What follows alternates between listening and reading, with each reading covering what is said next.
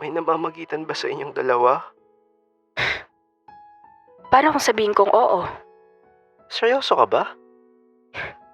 Mukha ba akong nakikipagbiruan? Ganun ba ako kabilis palitan? Tinanong mo pa. Di pa ba obvious? Minahal mo ba talaga ako, Kimiko?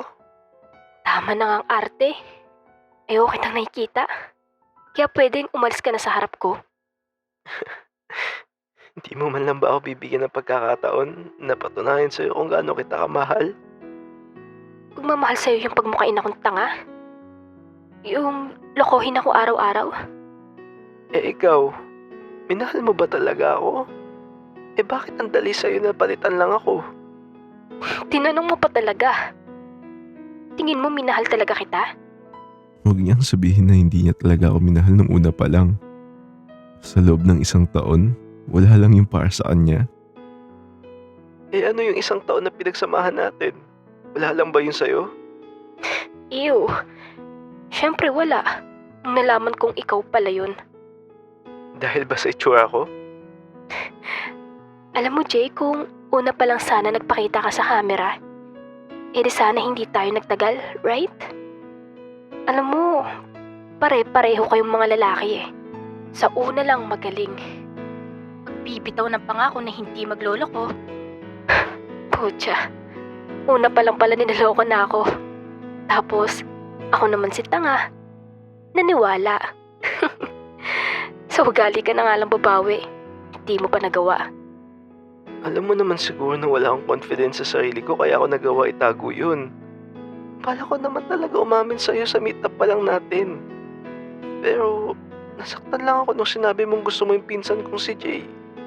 Mas masakit naman ata yung ginawa mong panduloko sa akin, Jay. Wala kang pinagkaiba sa mga ex ko. Manluloko. I'm sorry, Kimiko. Nagkamali ako. Pero wag mo naman sana bawala na bumawi ako sa'yo.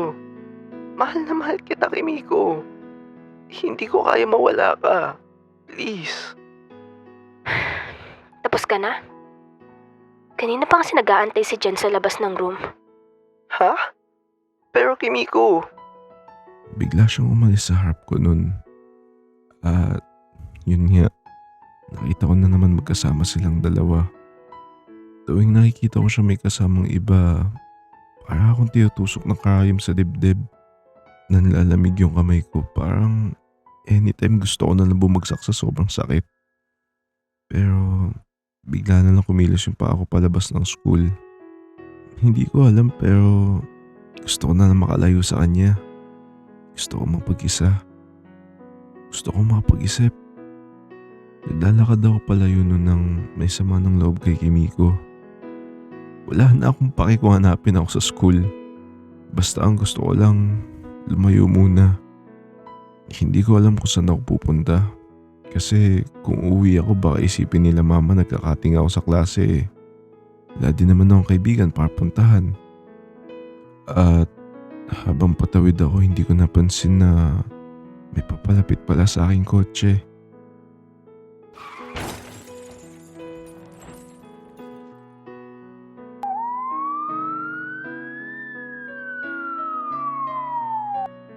Nahihilo ako at sobrang labo ng paningin ko.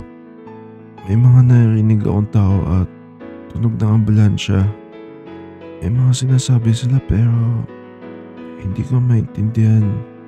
Sumunod nun, hindi ko na alam ang mga nangyari.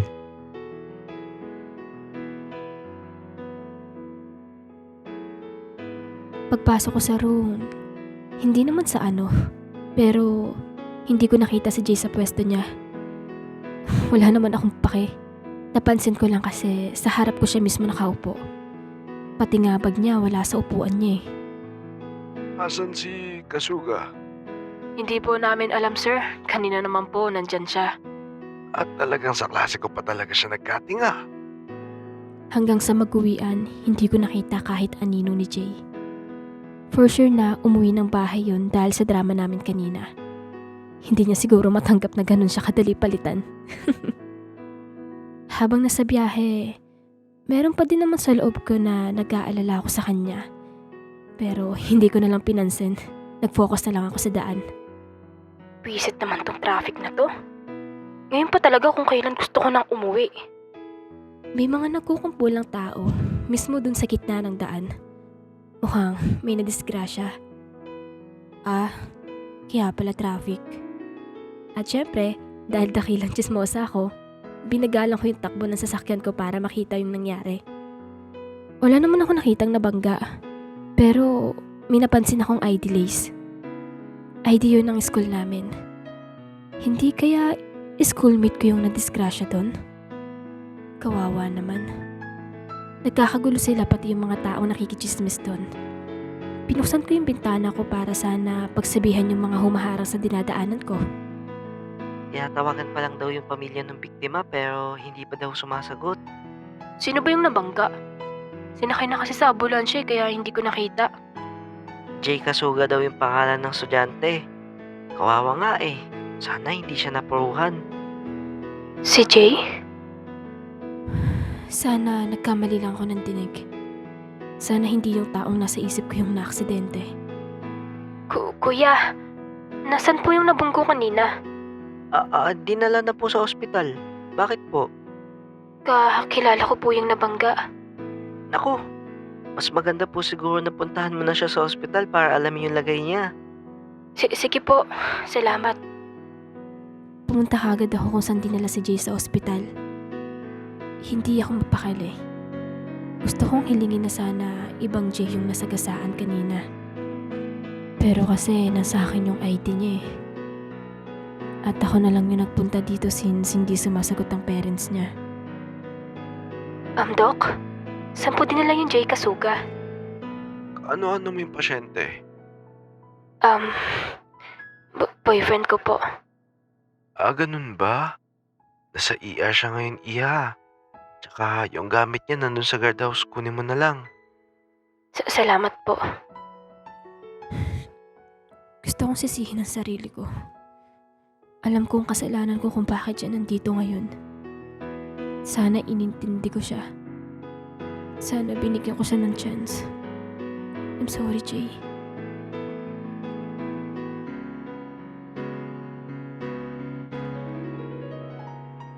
One week mula nung na-aksidente si Jay. At hanggang ngayon hindi pa din siya nagigising. Jay, I'm sorry. Alam ko ako dahilan kung bakit ka nandito sa ospital. Miss na kita.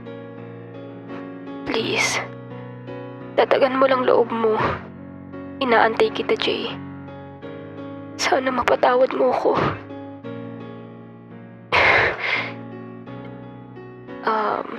Jay, kung naririnig mo man ako, gusto ko lang sabihin na una pa lang talaga alam kong ikaw na yung boyfriend ko.